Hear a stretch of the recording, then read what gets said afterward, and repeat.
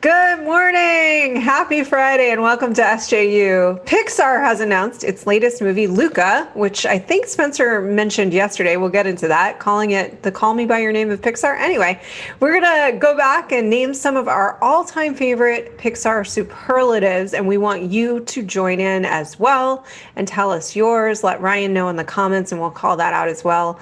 It's all in support of direct relief and Black Lives Matter, and links to support are in the description below, as you know, and is always the case. Also, very exciting, right directly after the show, our own Joe Starr is going to be hosting Friends Trivia. It's a Friends Trivia extravaganza with your chance to win $650. You could say it's Friends with Benefits. You could say it's medical benefits. You could say that. I wouldn't have, but you did, so that's okay. There's a link in the description below where you can sign up to participate. It's actually, you guys, it's a lot of fun. Joe does a great job hosting these shows. And the last one, I will be honest, it was on Pokemon, and it was a real nail biter right up to the end where nobody had won, and then somebody won the grand prize out of nowhere. It was actually incredibly, couldn't have planned it better myself. Anyway. Which is maybe a sad thing. We'll move on. Luca is announced and the Pixar Superlatives. This is via Variety. Spencer Gilbert, I think you were a little bit more attuned to this yesterday when it was initially announced. So why don't you go ahead and tell us a little bit about Luca? Yeah, so I think they only just released one concept art screen, right? But it's going to be a coming of age adventure set in the Italian coast. Oh, and we got a nice title treatment. It's about a young boy living on the Italian Riviera who shares adventures with his newfound best friend, but there's a dark secret about his true identity that seeks to threaten that bond. Now, if you're thinking that sounds like Call Me By Your Name, directed and written by Luca, oh God, I'm going to butcher the last name, Guadagnino? I have to look at it. Luca, directed by Luca, you're not the only one. They seem to have a lot of parallels in common, except instead of a strapping young man, the secret identity is he's a sea monster from another world who lives just below the water surface. Yes. I hate it when that happens, right? You fall in love, and then they're an eldritch horror from the deep. That's actually, like, that's when I know I've made the right choice. Like, that's just on brand. That's my type, I would say. Yeah, eldritch monsters from the nether deeps. Yeah. This actually sounds amazing. So this is a quote from said director. It's set to hit the big screen on June 18th, 2021, assuming there's still a world. This is coming from La Luna director Enrico Casarosa, and he says this is a deeply personal story for me, not only because it's set on the Italian Riviera where I grew up, because the core of the film is a celebration of friendship. Childhood friendships often set the course of who we want to become, and it is those bonds that are at the heart of our story, Luca. So in addition to the beauty and charm of the Italian seaside, our film will feature unforgettable summer adventure that will fundamentally change Luca.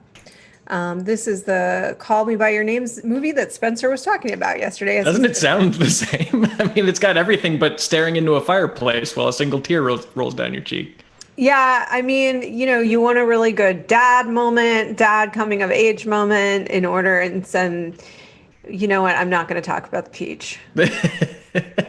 Like I said yesterday, that's the Pixar short that airs before the full feature film is about the world's unluckiest peach.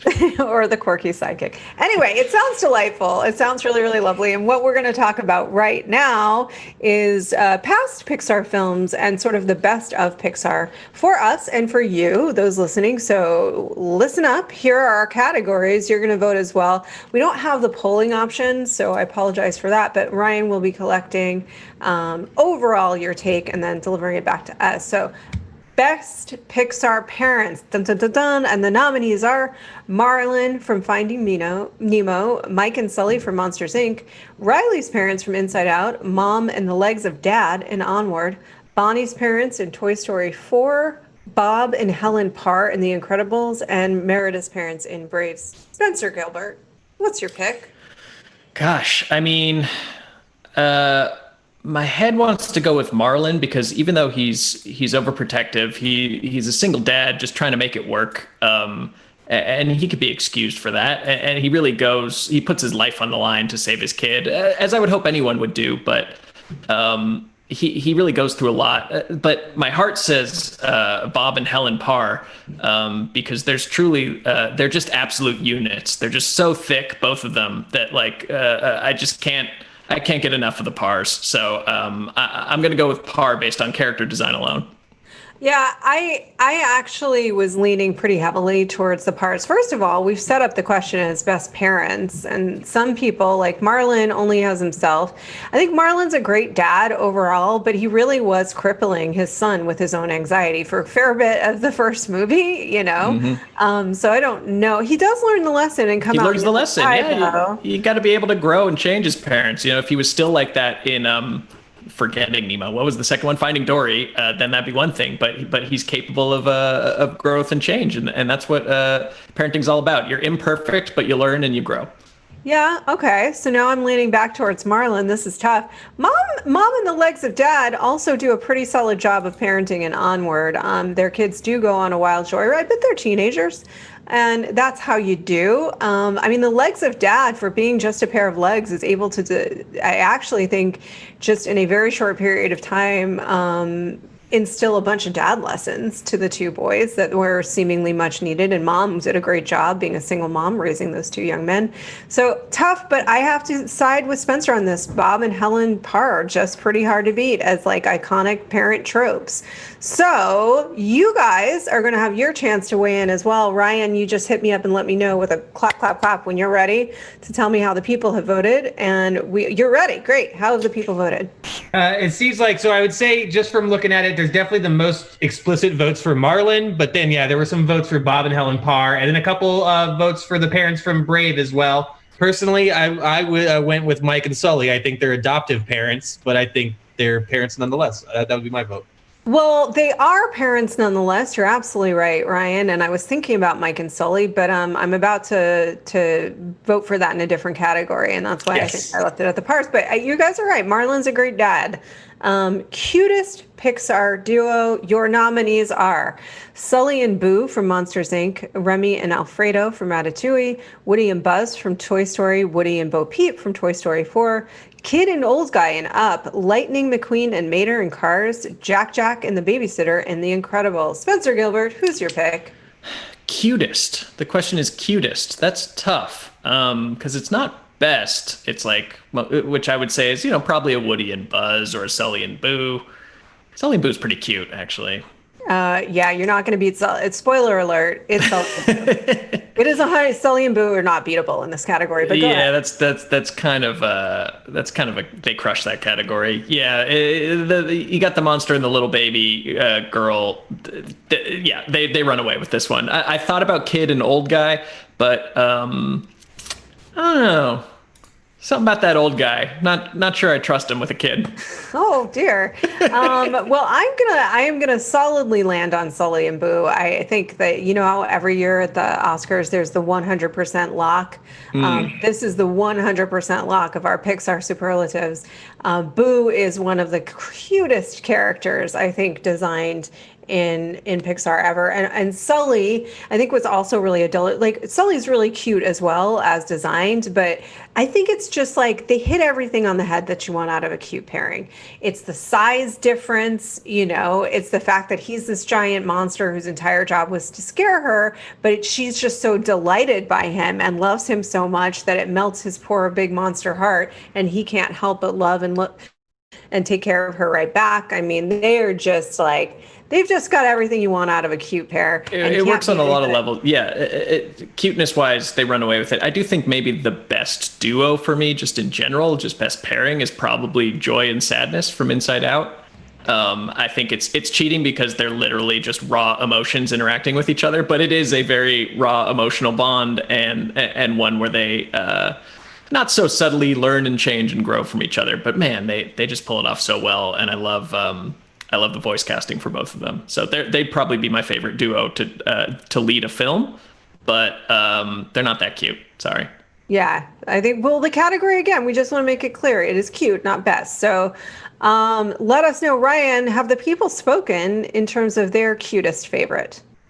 There's a lot of Sully and Boo votes at Chid, at Prince Apupu, at I'm trying to see who else voted for it. It's all great names, by the way. At Milbrandt says anyone in Boo, so I'm counting that as a Sully and Boo one. A lot of people took umbrage with me putting the people from Up as the kid and the old guy. I apologize to them. I didn't know that Carl and Charles. I just felt like that wouldn't be memorable, or you wouldn't know them as Carl and Charles, but that's their name. So there were some votes for them as well. I'm trying to see if there's any fringe votes here. Wally, there's some Wally and Eve votes that I see a couple. Okay, they're cute.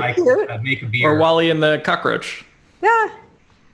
Wally's really cute. I like Wally and Eve because they're an actual, that's a different thing. That's like best couple, best romantic couple is where they belong. Yeah, and like I'll give you a cute one that's maybe more on the romance side is that the lava short of the volcano and the lady volcano. Yeah. That's also really cute. And his wife, yeah, they were that's adorable. I think so we're looking at a separate category for best romantic couple, but again, I sticking to my guns here as far as just straight up cutest pair. You can't beat. You just can't beat the Boo. Can't beat that Boo. Sully and Boo, take it away. Massive sweep here. Guys, this is exciting. Most intimidating Pixar villain. Here are your options, ladies and gentlemen.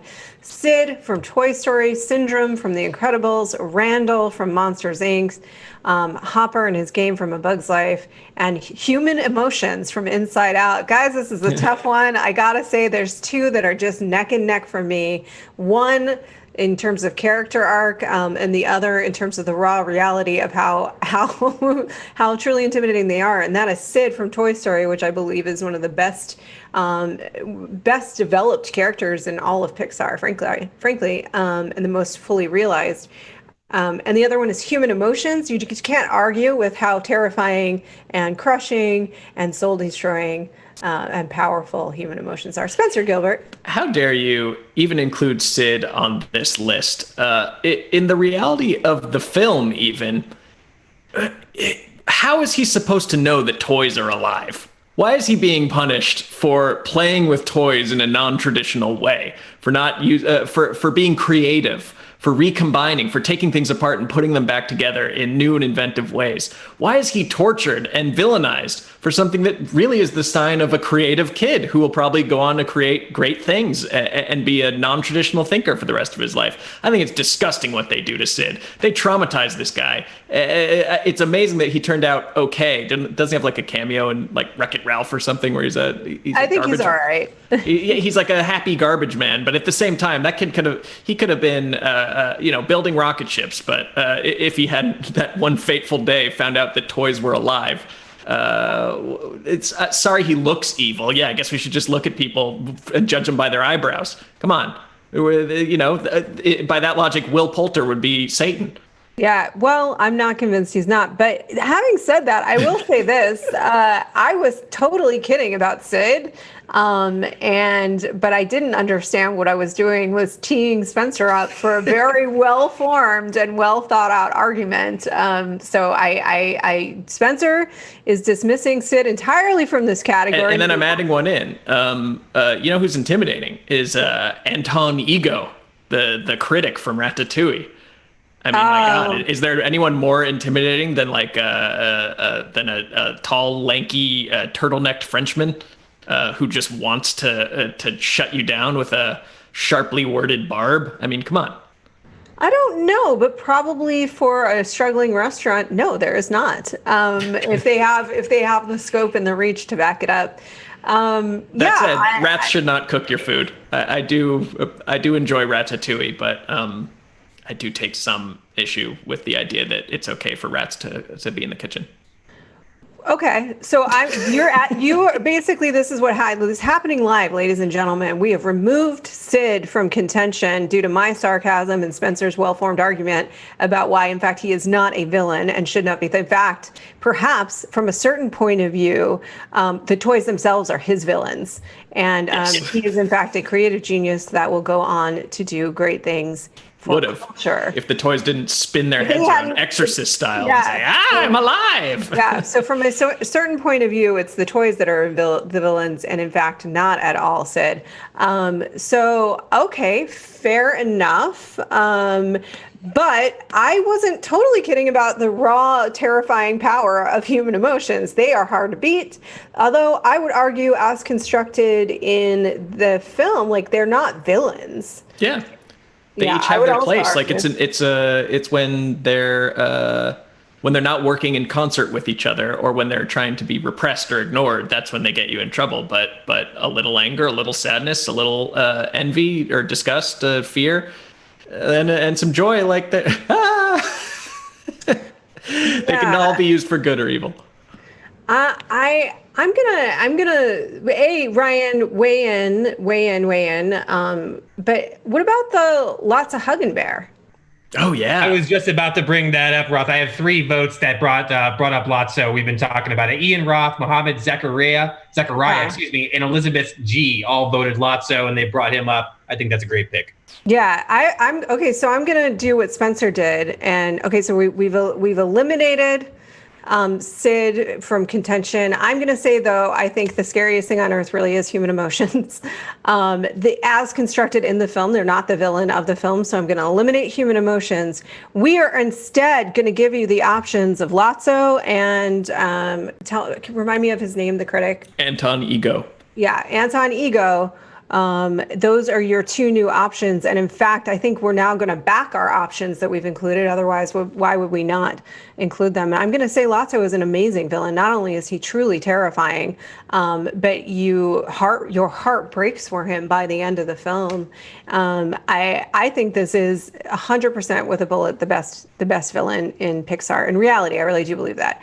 So we apologize for our initial getting it wrongness, and now we're getting it rightness with your options. But now it's up to you, the people. So are you going with Anton?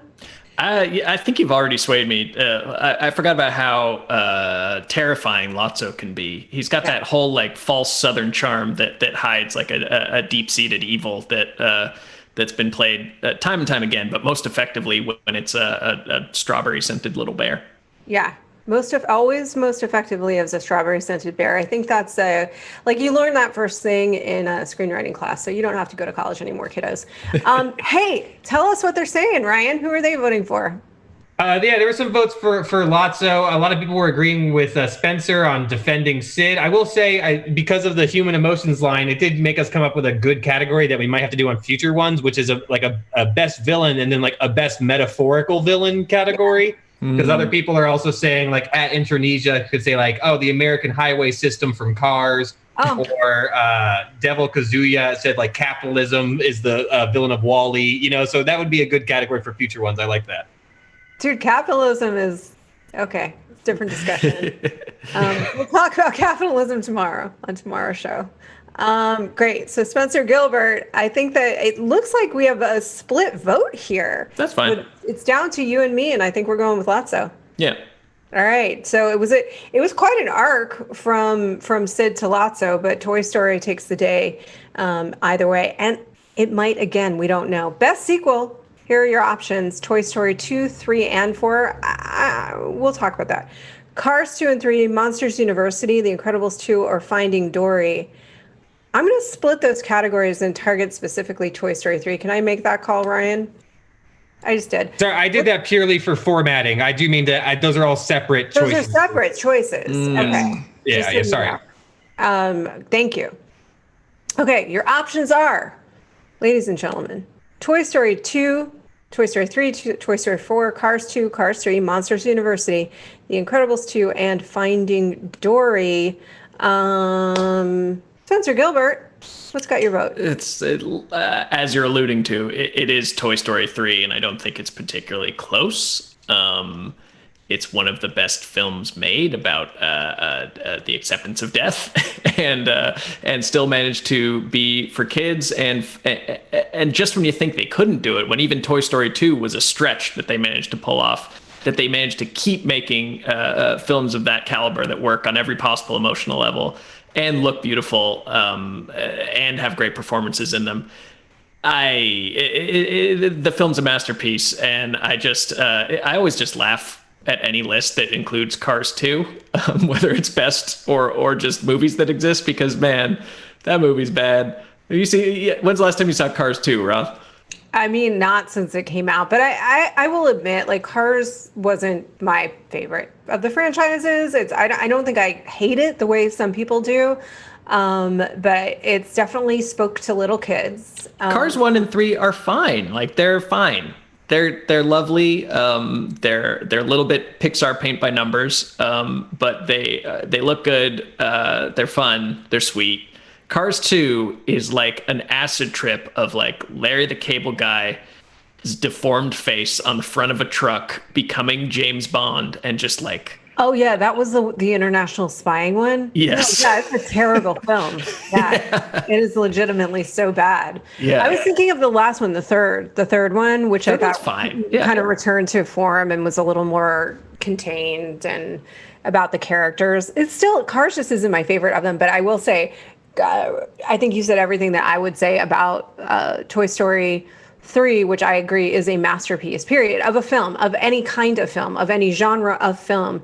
This is a masterwork of just storytelling, of screenwriting, of execution. And so, but screenwriting, I think just in particular, like the story is phenomenally beautiful and well told. It uses the metaphor of these imagined secret worlds better than any other film, and Pixar does this better than any other animation company, but they do it better, the best of any Pixar film. You can't beat it. But yeah. What are the people saying? Are they agreeing, disagree? A lot of Toy Story 3 love, a little bit of Toy Story 2. I'm not seeing too much Finding Dory or anything like that. I do see Langley Neely put his top 3 in order. So he said top 3 sequels, Toy Story 3, Monsters University, Incredibles 2, in that order from best to worst. So a little bit of love for Monsters University. And Devil Kazuya also said that Monsters University is pretty solid and is a lesson that kids need to learn. Okay. Agreed. So I think not a lot of Cars love in the crowd. Maybe you like Cars, but maybe just not those sequels as much as some of the other ones. But now we're going to talk about the Pixar character who's most likely to succeed. Sid. Wally. Sid. Well, he would have been if he hadn't been traumatized. Wally from Wall-E, Merida from Brave, Riley from Inside Out, Remy from Ratatouille, and Violet from The Incredibles. Spencer. I mean, again, I love Remy, but it's going to be tough to overcome the sight of a rat making your food, whether he's pulling a young Italian boy's hair to execute or not. I think that's really a no-go in the restaurant industry these days. Generally speaking. A lot of worry about sanitation. Wall-E, I don't know. I kind of forget how Wall-E ended. Was Earth still a dystopia, or did they clean it up? They were on a better path. Yeah. On a better path. Yeah. He's got the stick-to-itness to make a difference, but I don't know about most likely to succeed. Riley, no, she's got puberty to look forward to, so who knows how that's going to go. Wow. Yeah. And God, I'm going to have to just pivot here. Like maybe Frozone. He seems like he's got a good one. This is definitely the loosest category for sure. Well, I actually am going to say Violet. Violet's pretty well set up to succeed in life. I mean, the question is the most likely to succeed. And here are the following things that Violet has going for her. She's just incredibly smart, right? So even if she didn't have a superpower, she's already set up with some of the skills and the tools that you need in order to be successful in life. So she's really, really smart. She's very academically inclined. And correct me if I'm wrong, but this is how I remember Violet. She's really smart. 2, she does have a superpower, and it's one of the best ones. She can be invisible, which means if she goes into business, for example, she can very easily steal trade secrets and no one would know. I'm not saying she would because she's a power for good. I'm saying she could. She wouldn't. She would. She could. Do you get the difference? My point is this. She also has going for her in life, because sometimes you can be born or gifted with certain abilities like intelligence, but you might not have all of the other things there set up for you that will help you to support you to reach your goals, like a very solid family life. But we've just named her parents the 2 best parents in Pixar. So she's set up with a solid upbringing from 2 great parents and a nice sibling relationship. Add to that, they are fairly well off. They're well well equipped in the world to help give her the tools and support that she needs to move forward effectively with her life. And I'm just going to circle back again and mention that she has a superpower, and so does her entire family.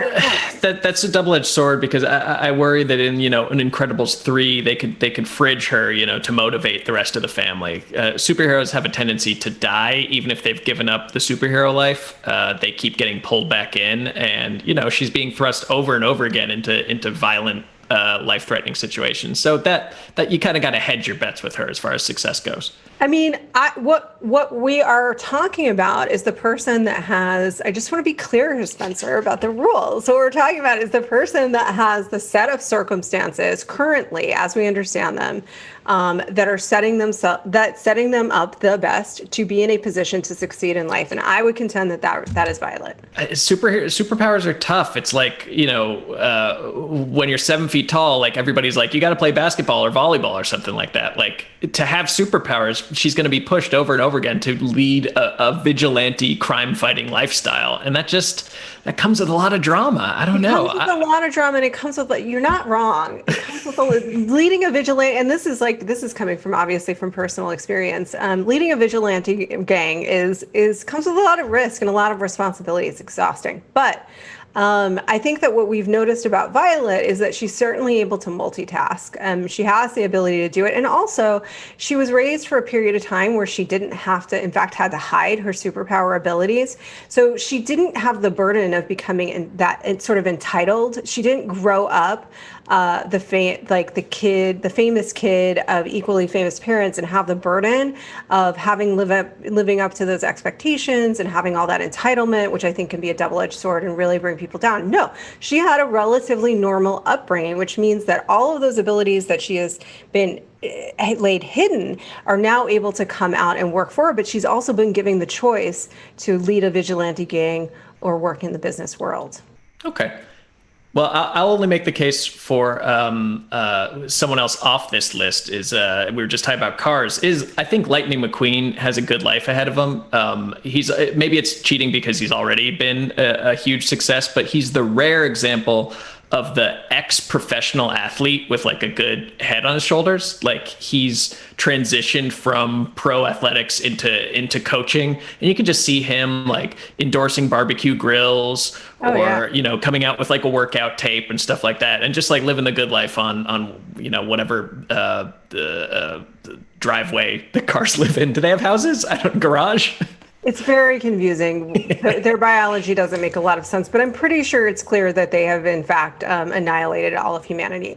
Here's what I would say about wrapping this up. I don't think this is the category that Ryan expected we would actually delve this deeply into, but we're here to surprise you, ladies and gentlemen. I think with Lightning McQueen, what's tough is that to your point is that the idea of most likely to succeed is that we're talking about potential. We're not talking about he already did succeed, and he wouldn't be able to do those endorsement deals if he hadn't already been extremely successful. Are they running? If it's not a race, track star. A track star at this point. Let's see what the people say. Who are they voting for? Oh man, so many different votes. This has definitely been the most hotly contested category so far. I'm just gonna run through a bunch of people because I think the explanations are even better than the picks. At Louisa Ruby says Remy, he has the ambition compared to others, which I think is a good point. At Panther, Merida from Brave. That entire movie is about her succeeding, and she does. A lot of Merida love in the chat overall, I saw.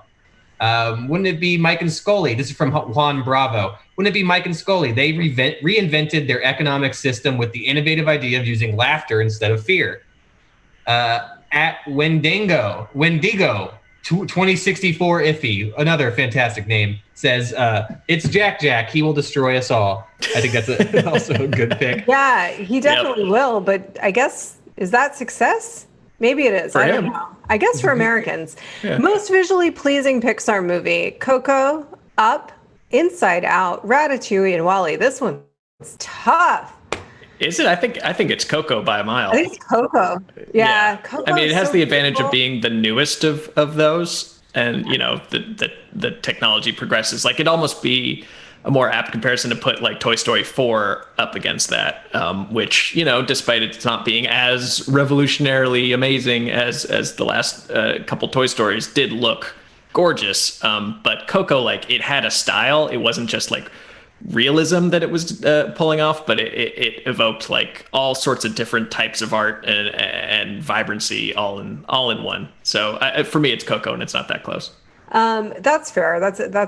I love all those other movies, and I think they are all really beautiful. But to your point, Coco not only has recency bias in the sense that it had the best technology because it was made most recently.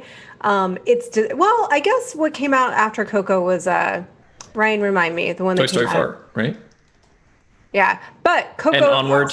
And Better than Onward. Onward. Yeah. Yeah. So like Coco, Incredibles 2, Toy Story 4, and Onward. That's the last four. Incredibles 2 is pretty great. It's pretty pretty. It's very pretty, but Coco's designed to take you into these really it's like based on really beautiful art. Yeah. You know what I mean? Like the references that they're using are pre-existing, like years and years, and a whole history and a culture of like gorgeous art and depictions. And so they're riffing on something that's already really beautiful. Yeah. And then they're using these technological skill sets in order to bring that further to life. They're immersing you in all of these different worlds that you're traveling through. And it was just really luminous and Coco's good. Coco's you damn guys. good. Coco's so good. I think it's Coco. What are the people saying? Spencer and I are agreed on Coco. Yeah, definitely heavy on Coco. That got the most votes. I would say if I had to pick what I see getting the next amount of votes, I am seeing some Wall-E love that I think is good. I also would say that Soul, which is the next Pixar movie, that's the one that we haven't gotten to see yet, seems like it would be a good heavy front runner for being in this category too. It looks very visually out there. But yeah, some Onward love and some Incredibles 2 love as well. So next category up is the most intense cry moment or scene. This one actually is tough, I promise. The opening marriage story from Up, singing to Mama and Coco. Marlin finds Nemo in Finding Nemo. Woody goes with Bo in Toy Story 4. Everything about Toy Story 3. Yeah, this one actually really is tough. It's tough, but I think we're missing what would be tied for first for me, which is the death of Bing Bong, the leaving behind of Bing Bong, Yeah. if you will. My God, what a gut punch! That you're watching somebody's childhood evaporate right in front of you to save their joy. Wow, that gets you. That gets you every time. For me, that's tied with the first 15 minutes of Up. That's like as sad and as poignant as an entire life summed up in 15 minutes can be. Yeah, which I have to agree. Bing Bong, and I think they're both related because they're about. I think to your earlier point, and why all of Toy Story 3 exists in the same category as those two moments, is that they are about the joy, the ecstasy, and the agony of mortality. You know, of growing older, of needing to let childhood go and people go, and parts of yourself go in order to move on with your life and not be burdened by them forever and held back by them forever. And in the case of Up, it's about the celebration of a life lived well. But that too must come to an end.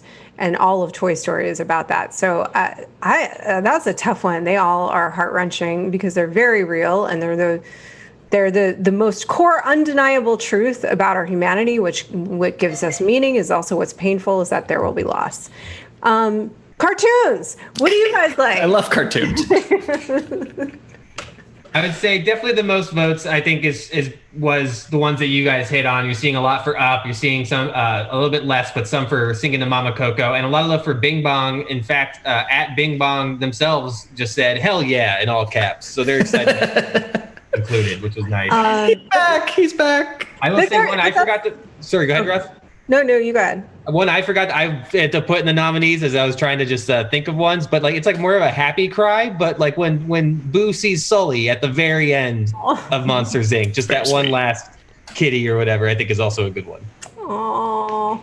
So good. Singing to Mama is also great. I mean, these are great moments, but I think, Spencer, you hit on, the ones that I would agree are kind of the most heart-wrenching.